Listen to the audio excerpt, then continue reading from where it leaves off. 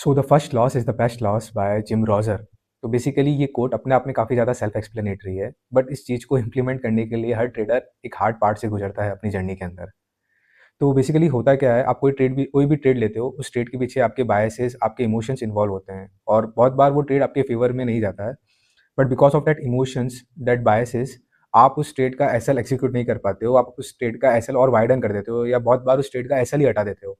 और at the end of the day आप panic में उस ट्रेड को एग्जीक्यूट करते हो और अपनी अपनी कैपिटल का एक बहुत बड़ा डेंट ले लेते हो।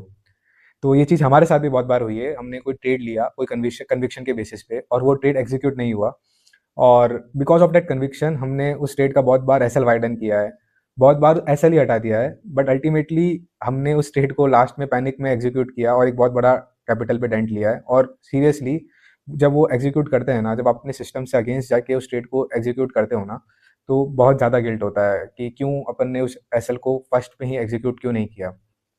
तो इसका सॉल्यूशन क्या है? इसका सॉल्यूशन सिंपल सा है।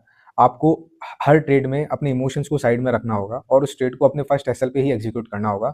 ये सोचते हुए कि ये अपने इमोशंस को आपको साइड में रखना पड़ेगा और वो जो फर्स्ट एसएल है ना, वो ही बेस्ट एसएल है आपके लिए। अब इसके बहुत सारे फ़ायदे भी हैं। फ़ायदे ये हैं कि आप उसी ट्रेड के अंदर वापस री-एंटर कर सकते हो एक फ्रेश माइंड के साथ और एक बेटर कन्विक्शन के साथ। मेबी शायद आप उस ट्रेड को एक्ज़ीक्यूट करके कोई न्यू अपॉर्च्युनिटी भी ढूँढ सकते हो, क्योंकि आप अगर कोई लॉस मेकिंग ट्रेड में होते हो ना, तो आप में एक इमोशन लेवल पे आपके पास कैपेसिटी नहीं होती है कोई न्यू ट्रेड ढूँढने की।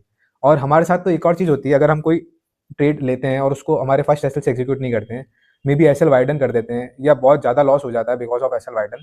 तो जैसे ही वो ट्रेड अपने फर्स्ट एसएल पे पहुँचता है ना, हम पैनिक में उस ट्रेड से एग्ज़ीक्यूट हो जाते हैं बिकॉज़ जो एसएल वाइडन के बाद जो एक्स्ट्रा लॉस जो होता है ना, वो बहुत ज़्यादा पैनिक क्रिएट करता है, क्योंकि 2-3 साल में हमने ये तो सीख लिया है कि अगर आप अपने पहले एसएल से एग्ज़ीक्यूट नहीं करोगे ना, तो आपको वो जो एसएल वाइडन का जो टाइम होता है ना, वो बहुत ज़्यादा पैनिक होता है। हमारे तो लिटरली पसीने आ जाते हैं कि साला पहले एसएल पे क्यों नहीं निकले?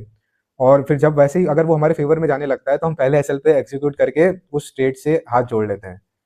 तो अल्टीमेटली इस शॉर्ट का क्रक्स मैं अगर आपको बताऊँ, तो आप अपने स्मॉल लॉसेस को अवॉइड नहीं कर सकते हो, बट आप अपने बिग लॉसेस को ज़रूर अवॉइड कर सकते हो। Thank you.